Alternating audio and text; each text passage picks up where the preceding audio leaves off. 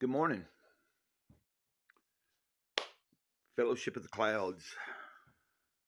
What little bit of hair I have, still got. I don't have much hair on my head. About time to shave again. Shave the noggin, not this. Welcome to the channel, Gray Cloudy Day.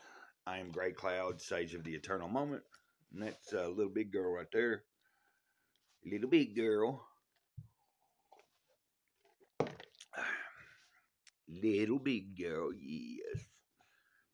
One of Ladybird's puppies. I miss her mama. Now, girl, you're gonna have to get down. I'm doing a video. Get down. You sit down. No, no. Think about hitting the like button. I don't know. I'm trying to determine if I should start saying that in the middle of the videos more or still just keep it at the beginning. But hit the like button and think about subscribing. See it. See it. Now calm down.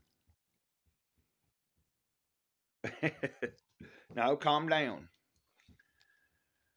It's nice and it's got the air's got a nice crispiness to it where I'm at today in this part of the country. The sun is out, but there's a small breeze blowing, and you could tell a significant temperature drop in the middle of the night.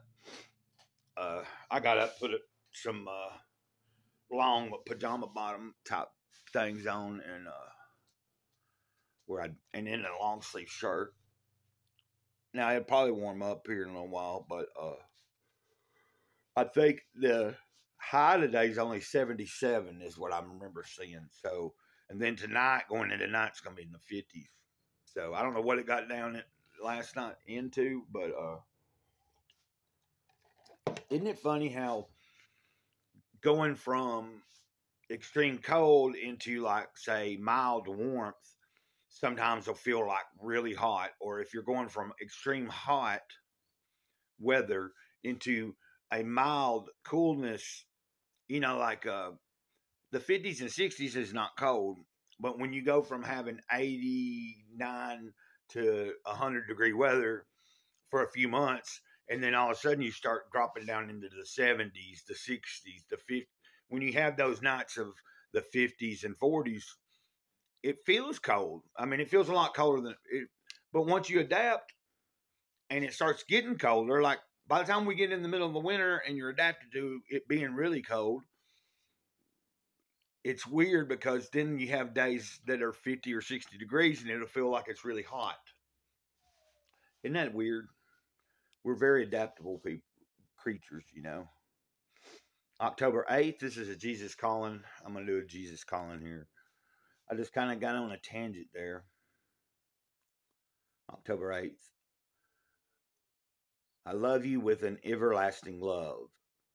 The human mind cannot comprehend. My constancy. Your emotions flicker and falter in the face of varying circumstances, and you tend to project your fickle feelings onto me.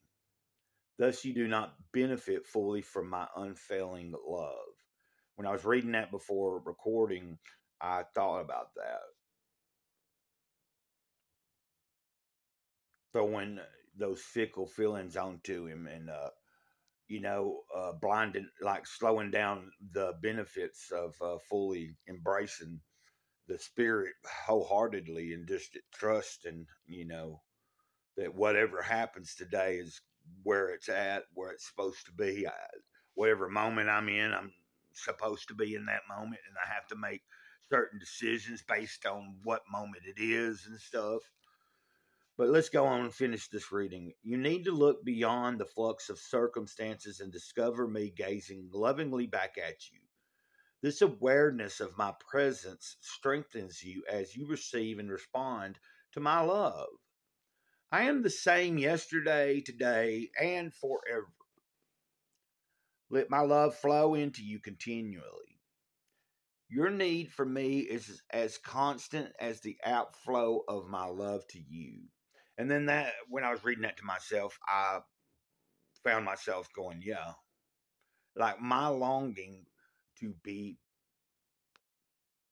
close to the creator, to consistently have some sort of communication, whether it's me communicating or me being silent and listening and observing, watching for the little subtle things that are the spirit, speaking and stuff. And sometimes it's direct, like head on, like a boom, like this is the message for the day. This is what I want you to do today. And it's very clear. Sometimes it's like, a little more allowing me to make my own little bit of a path through the day. But for the most part, I'm finding myself getting back to trying to just be focused on whatever it is I feel that Big Kahuna is directing me to do that day. Sometimes I've been given the go ahead to just kind of not do a whole lot, especially if I've been doing a lot. But right now, it's important for me to be getting up, starting. Like I'm sometimes I get up and I make a couple videos, get them uploaded. I do a few things around the trailer and everything, and then I may end up laying back down for a little while and resting if I need to. It just depends on how I'm feeling, you know. But what I'm trying to do is, even if I'm not just making content, I'm trying I'm getting back to staying more active throughout the day, rather, trying to put the phone down more often. And, if I'm not on the phone making creative, like a video or taking pictures, then, or listening to music with it, then I'm trying to stay a little more away from, I got caught up for a few weeks, just watching a lot of stuff and absorbed online. But I was going through some physical days of not being able to do a whole lot. On those days, I don't know what else to do. There's just a lot of. Sometimes I don't have the motivation that I have here lately. I think a few weeks ago, starting back, getting it off. What was it last week? I really kick started back on a routine. Here, let me read you for this reading. The references were Jeremiah 31 verse 3. Then you had Exodus chapter 15, verse 13. And then Hebrews 13 and 8, verse 8. I didn't take I'm trying to figure out the best way for me to, like,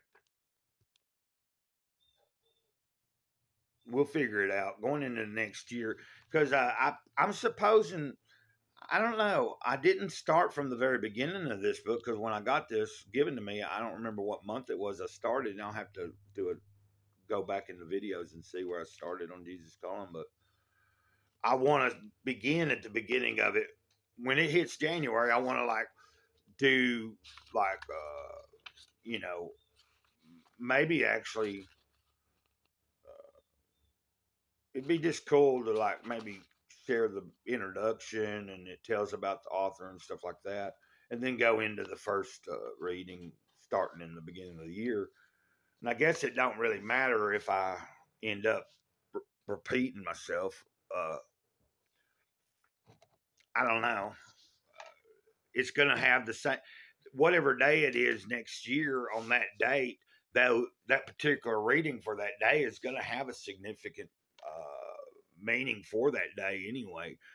For me, I can take any reading out of that devotional, whether it's got a date, like not even look at the date and just read it, and it can apply in my life in general, no matter what given moment, it seems like a lot of times. And if it doesn't, it's no harm lost, but I have yet to read anything. It's just like living a life awareness from the Toltec Wisdom book that I shared. Every one of the, it's like also the stories from 50 Things That Really Matter. It seems like every story I've taken something away. Some stories I haven't related to as much as others, but that's just part of life. But each one I did get something positive from, and that's what I hope. My hope is that each one of you get something from these different videos that I do share. And I'm just glad to have a little bit more motivation going on again. Let's hope that this keeps going on the upward cycle. You know, getting through September was a big thing. Uh, Losing Ladybird really was devastating. But like I said, it still doesn't top the worst day ever, and that was 20 something years ago. And that's me not, I'm not trying to dwell on that anymore. So the thing is, I should shut up about it and be happy I'm here right now having a good day, not a day like that. So, Gray Cloud, stay in the moment, stay out of the past. And that's what I would suggest to anybody else. That's what I'm going to try to do today. Hopefully, I can get a ride maybe to the store today. I don't know. Till next time, Mr. Great Cloud says, turn a moment over and out. Ditto.